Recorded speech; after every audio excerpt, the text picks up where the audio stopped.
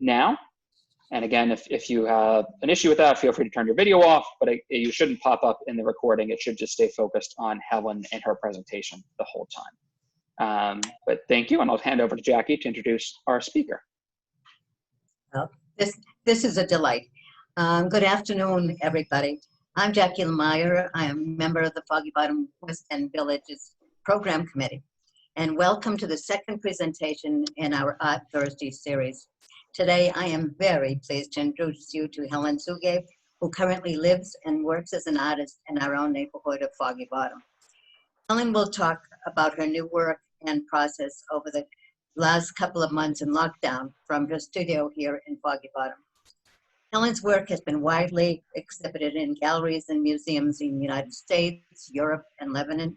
Her paintings are included in many private and public collections, including the White House, World Bank, Library of Congress, the Minneapolis Institute of Art, and the American Embassy in Baghdad. Without further ado, I'm going to turn this over to Helen.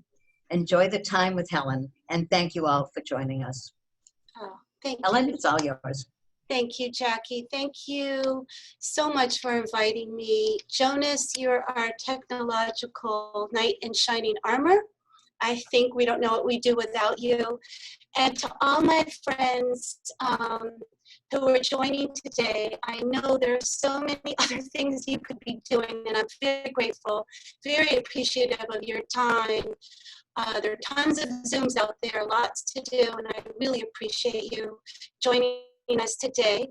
And Jackie, we talked about not repeating too much of the stuff in case you might have heard me talk previously.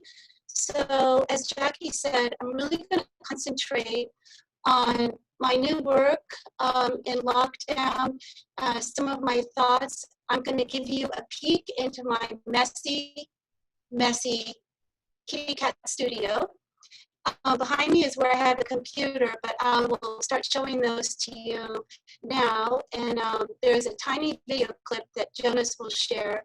And I'll just get right into everything behind what I've been doing. So we're going to share the screen now. Hopefully. Jonas, you're letting me, okay, here we go.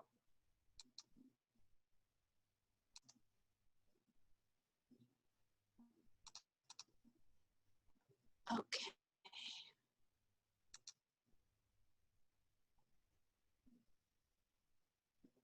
Hopefully it's coming up. Can you all see this? Not yet. Give it a second to pop up. Or you can click through the presentation. That might help. Now you're good. Okay, good. You can, whoop, sorry guys. Okay, everyone can see? Okay, so here is looking at my studio here. I work on a drawing board. You can see all my piles of stuff that's used for inspiration. And if you have trouble hearing what I'm saying or I'm moving too fast, please just let me know. I mix all my own colors. I have little swatches of paper. I usually have a very rough pencil sketch and ink. And then I go to it with these paints. This is gouache. This is primarily the paint that I like to use, and this specific brand. It's probably the best quality you can get, and having done workshops overseas where they're not able to get this high quality of paint, I can really see the difference. When I'm working with students or workshops, they can't get this kind of paint. I have all these old film containers that I've scrounged and saved, and that's what I mix my paint in. It doesn't need to be covered. It's reusable with water, though it's very difficult to ever match the same paint that I've been using. So I need to know and estimate about how much paint I'll be using, because you can never get the same color, which is incredibly frustrating. You see my architectural pen there, my Copic, my mechanical drawing, and these some of the sizes of brushes that I use. They're very, very small. And those scraps of paper that I test my colors on, they come in handy. I save them, and I try and use that to match what I'm doing. These are shots from inside my studio. I'm a little shy to show you guys this, but it's over now. The cat's out of the bag, literally. So these are my inspirations. You see Frida. This is an area in my studio where I have catalogs and books and images and reviews, a lot of bragging stuff there. More. My stuff just came out of a show that was only open for 1 week in Baltimore. I'm really sad about that. I'll show you a couple of installations that were harder to, you know, they're now dismantled now in my studio, but so a lot of this stuff has been wrapped up. And of course, the said kitty, Stumpy, is always with me. And so now we decided to do the video, a little tiny demonstration, right, Jonas? If that will work out. Yes, I can do that. Okay. Sheriff took this video, so let's see.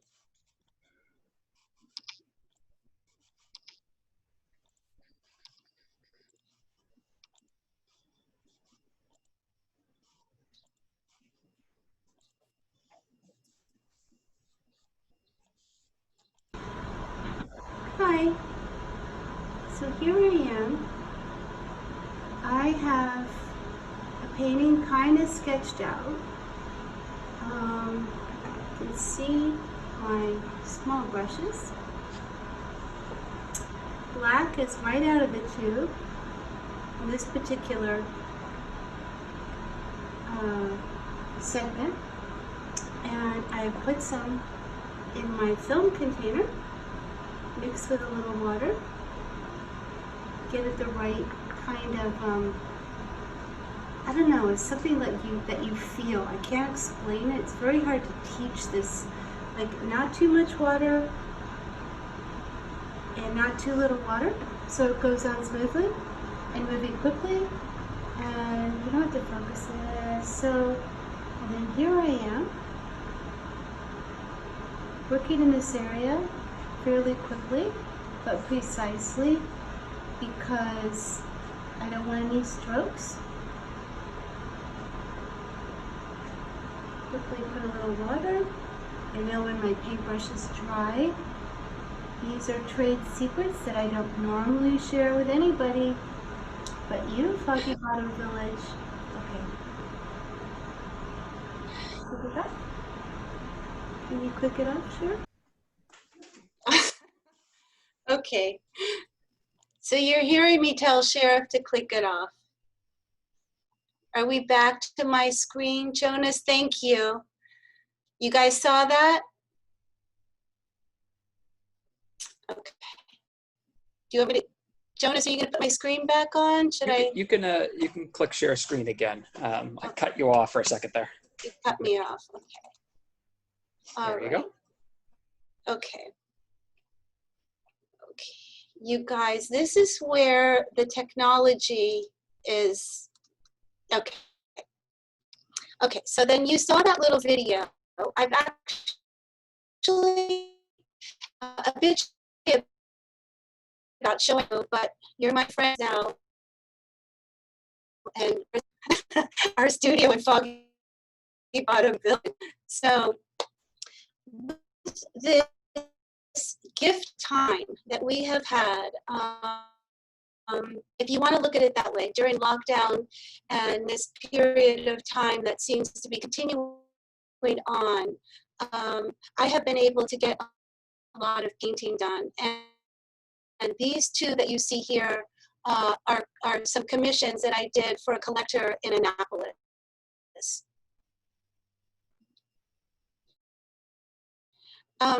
These are a series of tiles that I did called Pieces of You. This is a detail. Some of you may have seen this installation. Maybe the last time was at the World Bank. I'm not exactly sure. In any case, I got them back out of a show, and I needed to do some retouching and painting on them, which I had the luxury to do. So they're spread all over my drawing board.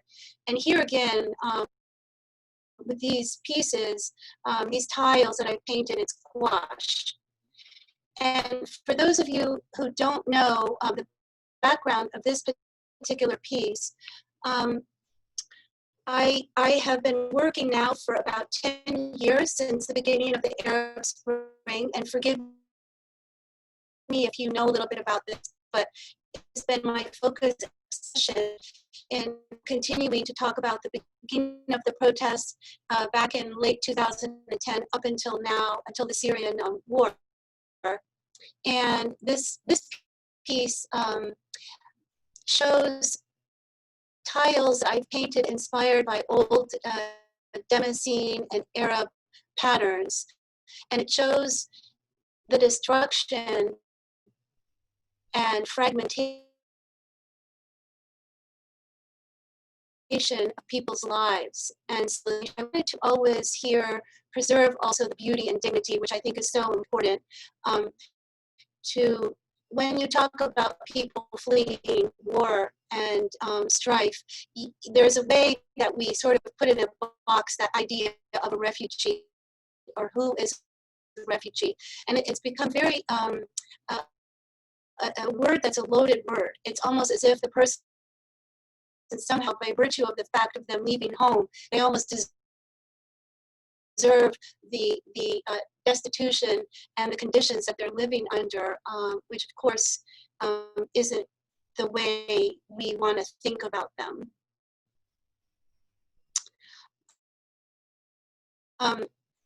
Jackie also had wanted me to mention, well, these are a little tiny portraits that I did called Home Series, also locked down here. I tried to cheer myself up by using these colors and what I had available to me, because for the first time I couldn't just run up to the art supply store and get what I needed. So I was, kind of scrounging around for scraps of paper, scraps of board that I had, and paint. So these are, of course, self-portraits with my. During this period of lockdown, I've had another show actually, in reality, installed at the Cosmos Club. And it was such a pleasure to actually get to go and oversee installation of the work, even though to this point nobody can see the show. But it's upstairs. There will be an opening, hopefully, inshallah, in October now. It's been put back, so you will all know about that. Here are the incredible installers, and this is in the beautiful prints room upstairs in the Cosmos Club on the second floor. I have a solo show going on there, which nobody can see, but it's there. And I just wanted to, we all had our masks on. This was a first for me, overseeing installation with a mask. So this is the entrance actually into the show.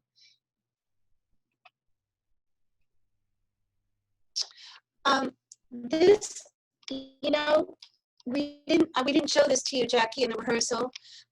This piece was in Baltimore. It's a large installation, and I decided to show it to you all because it's new and it hasn't been seen yet. And this La Tansana in Arabic, and I've written it here on the board behind my installation, means do not forget us. And this is a piece inspired by something that I'd seen, which left me really, truly shattered and in tears. I left really, really very, very upset by this. And Jackie had mentioned earlier that my father was born in Damascus. I was born in Lebanon, for those of you who already don't know that. I was evacuated with my mother and my two sisters during the Civil War there, and we left my father there. And he didn't join us until some months later, ultimately joining us, where I ended up completing my school in Paris before coming to study art at Syracuse University. So as I mentioned earlier, the Arab Spring, and in Syria, now I'm concentrating on Syria because for over now 3 years on this, I've been doing this series, the Syrian migration series, but the war has gone on there for over 9 years.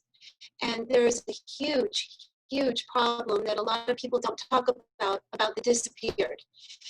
And these people go into these underground prisons, and most of them never come out. And I just want to read you, the statement for this piece, and it will become clear to you what I did here. Locked away in underground Syrian prisons are thousands of people that have just, quote unquote, disappeared. In cells packed so tightly they take turns lying down to sleep.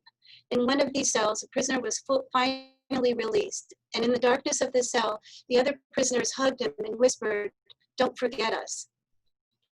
He did not. The names of the other 82 prisoners were written in blood and rust with a chicken bone on torn pieces of cloth and sewn into the collar and the cuffs of his shirt. When he was finally released, he resolved to try to find the families of the other prisoners to let them know where their loved ones were. Of the 82 families, he could only locate 11 of them. Of those families, 4 of the prisoners had already died in custody. The other 7 were either freed or taken to other secret prisons. So in this piece, I've taken my father's shirts, my father, who was born in Damascus, I took his shirts and I ripped them, and what I did, I'll show you a detail here. I have them as if it's in a closet. And I've written La Tanzana over and over again on the collars and also on the cuffs of the shirt. And you know, this problem of disappeared is one that a lot of people don't talk about. And when the regime is asking people who have fled to Turkey or Jordan or Lebanon or Europe to come back, they are in great, great risk of being captured again, and nobody knows where they end up. It's a brutal system of intimidation, and oftentimes they're enticed to come stand in line for identity cards. They've lost all their papers, so then they're standing in lines and they're just plucked out of the line and taken away. So I wanted to share this piece with you since you guys couldn't make it to Baltimore, showing that.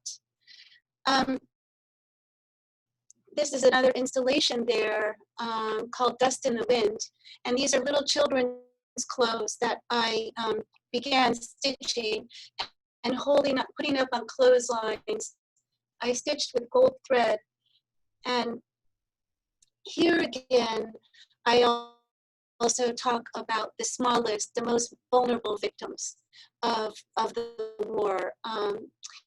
And not just in Syria, but even generally. They're usually the ones who pay such a heavy, heavy price, as do the women. And so this piece is called Dust in the Wind. And I also was thinking when I was doing this piece of our own border issues with Mexico and our refusal to admit migrants also trying to find a better life for themselves and their families. And so this piece also refers to our own immigration problems here and the lack of acknowledgement of their trouble and their strife in letting them into this country. Many of you are familiar with my migration series. For those of you who are not, it is a series of work. I now have about 36 of them. I've continued to work on this series during the lockdown. I've created several new pieces, but I'm going to show you here, this being one of them. And this series was inspired by the great Jacob Lawrence and the migration of the African American, of course, beginning around 1916 until they estimate around 1970, about 6 million African Americans migrated from the rural South in hopes of a better opportunities, jobs, so on and so forth, leaving the Jim Crow South and coming into the urban North. Of course, the grass wasn't necessarily greener on the other side. But what I admired so much about his paintings was his ability to preserve the dignity and humanity and pride and beauty of the people and strength and perseverance of them leaving such unfathomable conditions and hope for a better life. And so I tried to preserve in my colors and my patterns the same concept that he imbued so beautifully, his series, with beauty and dignity. A little fact that people don't know about, in the beginning of the protests in late 2010, early 2011, there was a huge migration, a big drought. And about 1 million farmers in Syria moved into the city of Damascus, which added fuel to the fire. And that, along with the protests and the injustice that they were marching against, created this war that we're still seeing today. And it's important, and I thank you for the opportunity, Jackie, to keep this alive, because it's so easy to forget. You know, we have a pandemic, we have Black Lives Matter, we have much going on in this world, in our country, and in our own village here. But it's so important to acknowledge and to know that this war continues. This piece, also new here, refers to the women that are now find themselves the head of their family, because the men have pretty much died or war or disappeared. So they are now having to work for the first time outside of their homes. So they're taking jobs mostly in sort of domestic issues, factories, and so on, and trying to get money for their families. This piece refers to now in these massive camps, you add the pandemic of COVID on top of the hellish conditions they're already living under, and you really are faced with such a humanitarian crisis. I mean, they don't have running water, they don't have soap, they are highly congested and pressed together, and absolutely no ability to quote unquote social distance. So this piece refers to this situation that many are facing. This piece is referring and beginning when there is a huge bombing campaign in Idlib province, which is in the north of Syria on the border with Turkey. And a massive campaign of bombing and trying to rid that area of what the regime was calling the last outpost for rebels and so on and so forth. And so they were trying to physically bomb them, cleanse them, get rid of them, get them off their borders. So about a million, mostly women and children, are forced to flee yet again. And Idlib was a province where they had sent to free from the early years of the war. So they had thought it was a safe zone for them, but it turned out just to be sitting ducks, you know. And mostly, as I said, women and children, about 1 million people start fleeing for safety near the into Turkey, trying to go into Turkey anywhere where they could, put in these camps that were completely unsuitable, very overcrowded. We cannot imagine the hell that they're going through, and still till today. And one of the newer policies that they instituted was in these camps, removing children aged 12, mostly boys, removing them from their families and putting them in further detention in case they could be future, I don't know, quote unquote terrorists, whatever they labeled them. 12-year-old children were just taken from their families, and that process is still going on. Oddly, this was done before this message really has caught fire in light of the Black Lives Matter movement, which is gripping certainly Washington and the wider world. So in leaving, they also left any way they could, including by smuggling, being smuggled out. And of course, a horrible, horrible tragedy befell many of them, being packed in these container trucks. And they basically, they I don't know what's the word, suffocated to death in these container trucks.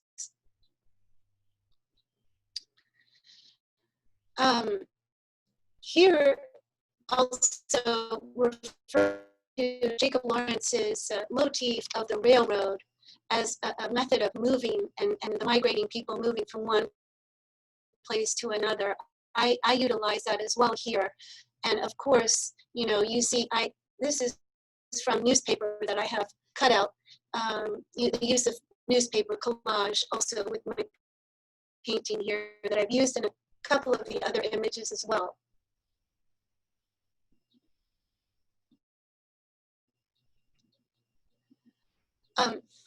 As they are fleeing Idlib, there is no place really to hide, and so many of them sought shelter in olive groves, unbelievably. And to me, the symbolism was so ironic of the idea of olive and olive branch as a symbol of a gesture of peace and justice and so on and so forth. And certainly it has great significance in the Arab world.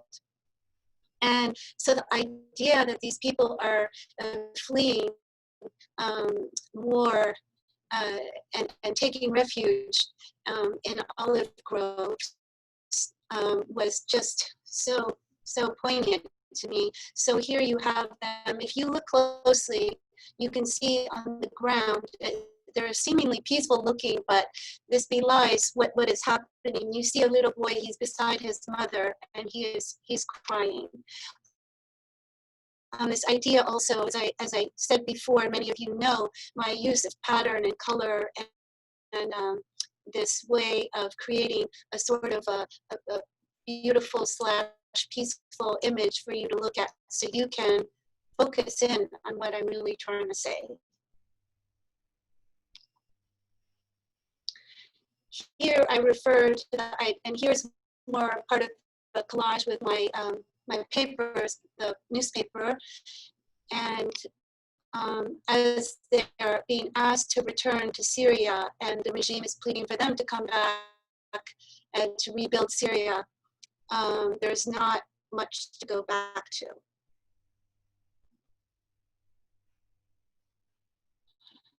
As in Jacob Lawrence's series, he punctuates his 60-panel narrative series with continuing elements of this leaving, the migrants leaving them at the train station platform, and so on and so forth. So here again, as the situation and the war continues in Syria, they keep leaving.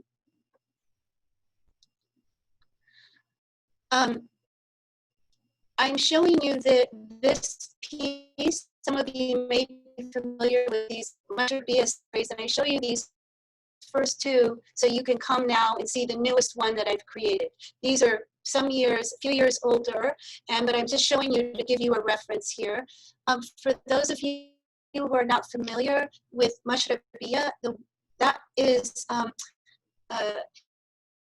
in the Middle East and in Turkey and Persia, they have these beautiful wooden screens that cover that are covering the windows and so on, that let the air go through, but also preserve primarily the women and the young women inside the home from being seen on the street by what they would say shabab, which is like the men, the common man. So they preserve, in effect, their reputation, and they keep all that intact and preserve the reputation of the family, and so on and so forth. So I made a little bit of a spoof and a little bit of an ironic twist. You see my reference here to Lichtenstein, and instead of his words like Brad and Mary and I don't know, John, I've used very typical Arab men's name, Tariq and Ramsey, and I'm spoofing a little bit on this idea of being hidden and so on and so forth. Here again, this is one that I've done before.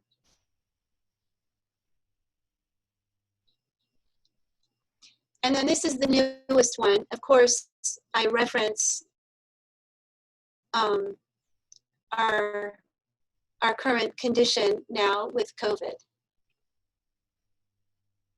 This is a large piece. It's 3 feet by 3 feet, which is fairly large for me.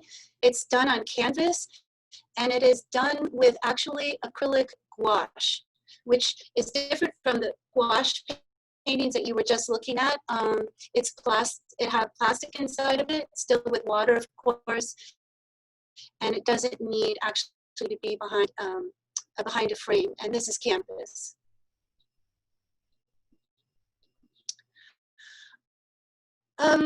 This is also a new piece, and I spoke a little bit about this when I talked with Jonas and Jackie a little bit earlier this week. So I mentioned my time, the time that we were in the war in Lebanon, and we had also a curfew. So having curfew here, what do you want to call it, lockdown or confinement, all these words that mean stuck.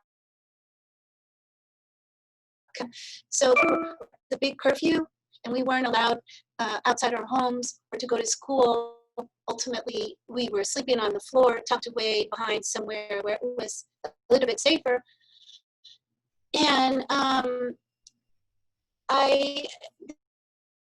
this may be a little bit difficult to see in this painting, but this lockdown here made me start thinking about that time again and being in curfew. And I don't know if any of you noticed in the neighborhood as you're going, that big area up, not sure if that's I Street, I don't know. That huge area on the corner of Pennsylvania and I, that building that was being torn down. And it was a huge process that lasted, I don't know how long, months, I think. And I could go by there, and I was really disturbed to see it. I was so shocking and horrible, and because it just reminded me of things that I had left and I had pushed down in my memory for so long, but I had seen, and it just brought a lot up to my mind. And so I just kept going by, and then I would try to not look. I would try and avert my eyes and not look, but it was difficult. And then one day, like I told Jackie, I said, you know, I'm gonna face this. I'm just gonna take some pictures and turn it into this piece and try and exercise some of these, I don't know, bad memories that I've had. And this COVID lockdown sort of brought up a lot of this stuff. And this was a recurring nightmare that I had, recurring dream that I had from Beirut, and lasted for years and years. And so in my dream, you can see the description of the building behind my photograph, and then everything is blown out, except for somehow I'm standing with the wall behind me and all the three corners very, very exposed to being hit by a sniper or a bomb or a rocket or so on and so forth. And so in my dream, I had my family inside, my 5 members of my family inside the flat. And so I basically came out what's left of the balcony or the area to present myself to whoever was gonna try and bomb us, and so I would save them, and they could get me. And so what I've put a screen on top of my photograph. I blew it up, and I wrote in Arabic. It's difficult to see here, but I wrote in Arabic, home. The word for home in Arabic, which is Beit. So it's emotional to talk about this. The first time was just with Jackie a couple of days ago, and it's difficult to talk about that with you. So I appreciate you listening to me. And you know, I haven't had that dream in a while. And then I'm going to end with this piece here, and then end with this piece. I'm sorry if I took more time, Jackie. I'm not keeping an eye on the time.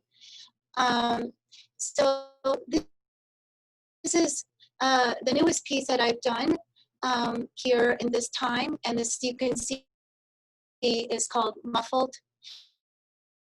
And this brings up so many different things that are happening now that I know you can relate to. First of all, this idea we're all masked, and it's difficult to hear what one another is saying, and to you know, read lips or anything like that. It's very difficult to hear what people are saying. I took that to another level of people that are unable to have their voice spoken out, and people's voices that get forgotten. And always, always, always in my work, I try and keep the voiceless to be heard.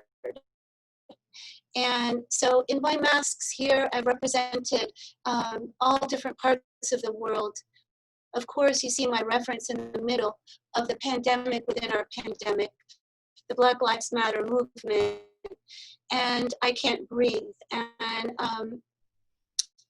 that killing of George Floyd resulted in a global protest movement all globally. And many people could relate to the injustice and the suffering that was done and continues as well. And even I heard an anecdote in India that the killing of 2 shopkeepers, a father and their son, were taken into custody because they had, the curfew was 8 o'clock. They were trying to keep the COVID and Corona, so I guess the curfew there was at 8 o'clock. And the shopkeepers were open sometime after that. So the police came and took them into custody, and basically they were beaten and tortured to death, which resulted in a quote unquote quote George Floyd protest in solidarity with the brutality that we see as well. And so this piece here is large. For me, it's about 30 by 40. And so you see this global affinity and the connectedness that we all have, the shared humanity, the shared inhumanity. And so, whew. Okay. I hope I didn't take too long, Jackie or Jonas. I'm not even sure of the time. I know you wanted questions.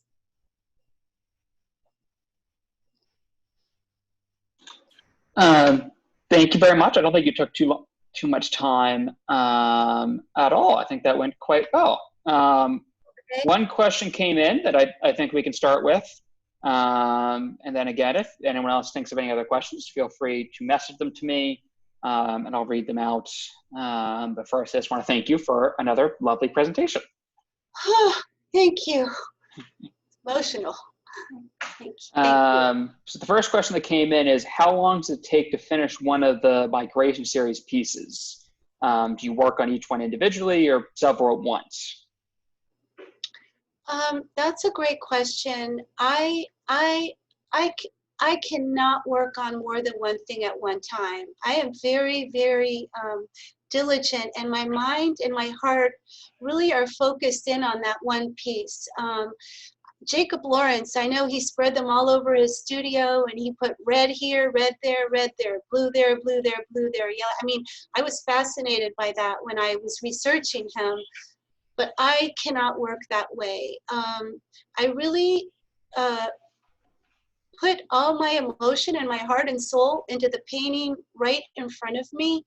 It takes me a long time to think about it because I kind of have to have, certainly with the inspiration of Jacob Lawrence, which many of them had, if I don't have that, things come out of my head or other pieces that I've worked on.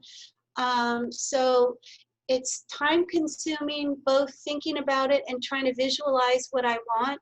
And then I go into the sketching process, and those pieces usually take, they're 12 by 18 inches. They usually take me about 3 weeks to do. Yeah. Thank you for that. The next question that came in is sort of along those lines. How do you take care of yourself emotionally as you work after making such emotional pieces? Wow, no one's ever asked me that before.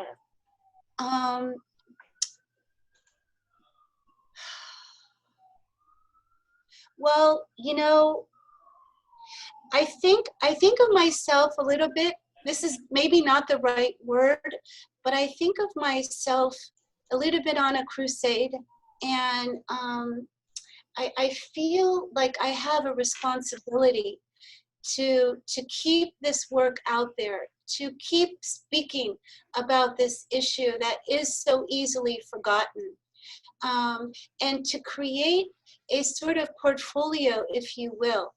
So in the future, just like we dig back into Jacob Lawrence's incredible series, we look for answers for our time.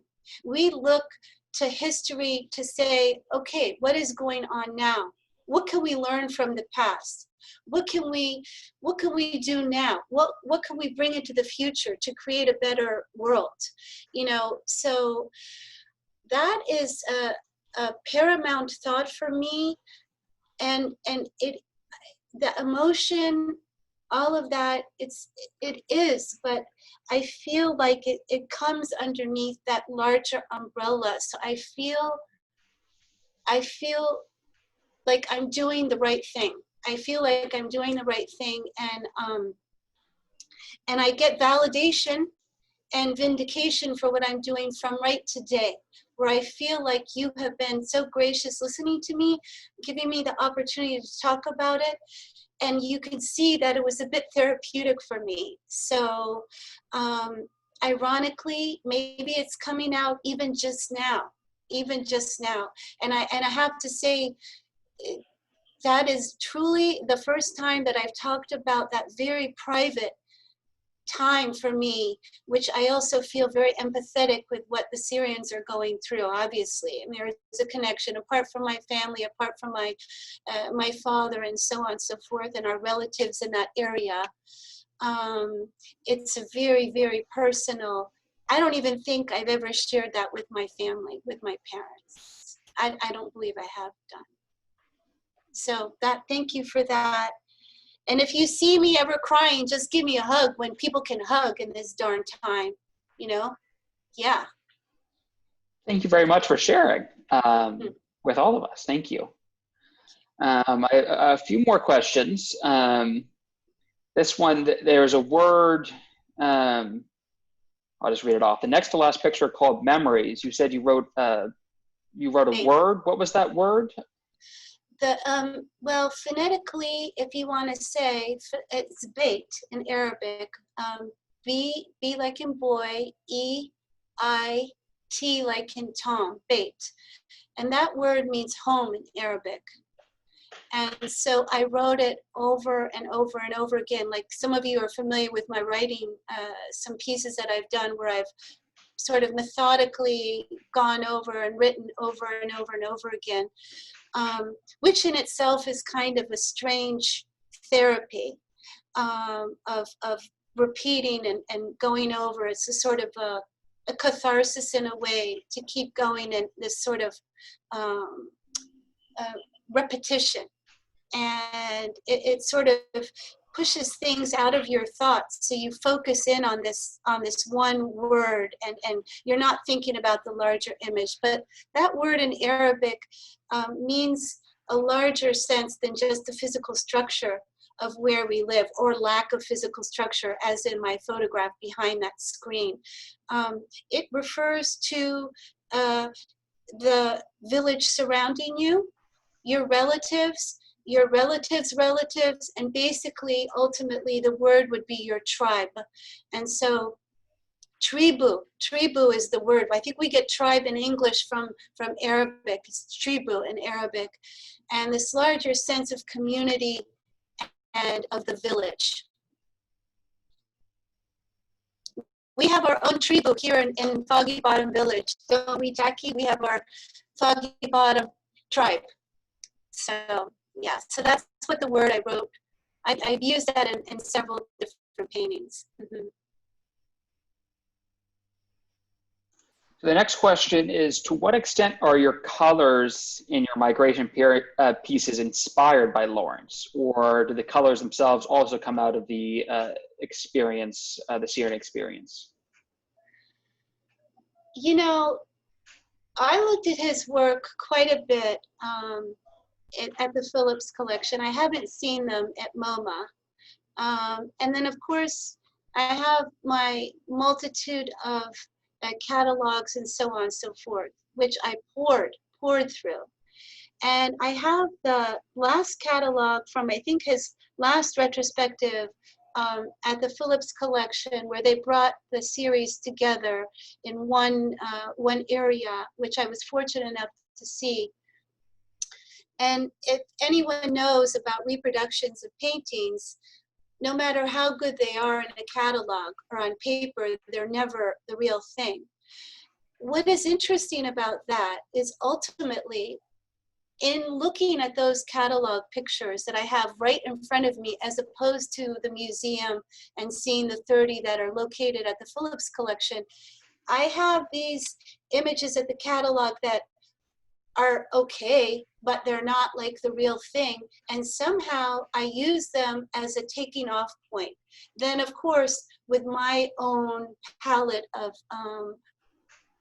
an element of brightness and cleanness that I used for my own series to echo part of the message that I wanted to get across, which is hope and beauty. But I did try and keep, like he did, a consistent palette. So when I use certain blues in the beginning pieces, I've used those blues on throughout the others too. So I have kept, like he did, a consistent palette. And as well, each of these paintings have also a short narrative, like my previous 24, also like he did too, yeah. If anyone else has a question, please throw it in. But I'll ask this one and then we'll wrap it up if anything else comes in. This question says, your work seems to be in tension with Lauren's. How would you describe that influence? I'm sorry, what's the question? You're welcome to disagree with the premise, but your work seems to be in, the question is, your work seems to be in tension with Lauren's. How would you describe that influence? Oh, like in a tension, like tension, that word? Oh, well, that's really interesting. Okay. I think I'm understanding the context of that. You know, my intention of using Jacob Lawrence's series, that particular series, as a taking off point for my own migration series, is to try and, as I said, to try and learn from what was going on at that time. And as his 60th panel said, the migrants kept coming. And he painted those in 1940 and 1941. So how can it be that we're here 60 years later, more than that, 80 years later, and we still have repeating these same issues in our world? Why are situations still happening where we have this mass migration? And in the Syrian case, it's 13 million people over such a short span of time, which set the world on fire. It created a huge anti-immigrant sentiment and created regimes all over the world that became much more extreme against quote unquote immigrants or people trying to come into their countries. So it really shook up the world in such a short period of time. There's never been that large of a series of migration. I've been taught, someone brought up this point that when I put my work and the issues of the war and the Syrian migration and the plight of the Syrian situation, I assure you, I am not trying to take away one iota of the pain and the suffering of that migration. They're two separate things, but I think they're both, they both talk about the same issues. They talk about conditions that are untenable for people to live, whether it's a war, whether it's slavery, whether it's lynching, whether it's any of these horrific things that you know have plagued humanity. And so I am not saying that my migration series and the issues that these 13 million refugees are more suffering than that previous. I hope that I don't mean to give that impression at all. All I mean to say is that I'm looking at history, seeing many of the same things happen today, and we can only hope for a better future. I hope that answers the question.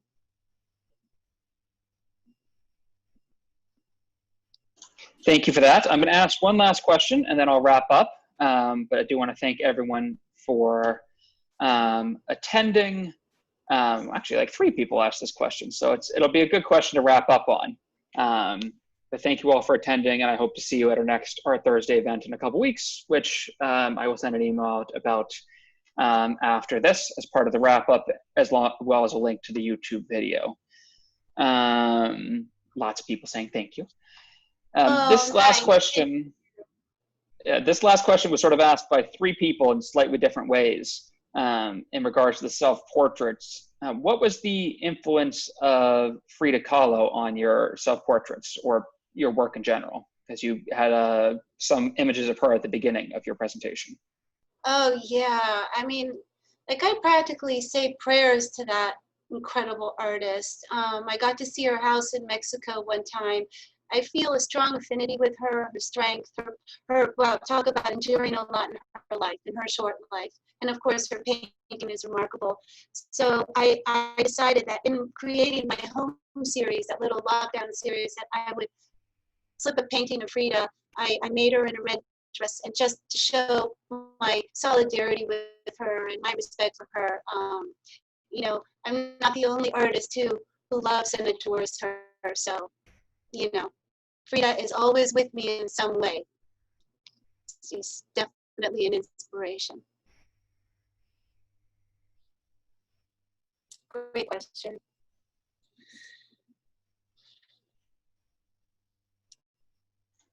I'll give a round of applause for everyone, but thank you again. Thank you guys, thank you. And I guess that wraps it up. Okay, thank you everybody so much for chiming in. Thank you, Jackie and Jonas and all my beautiful friends out there. Love you guys and thank you. So appreciate you being here. Thank you. And some of my neighbors.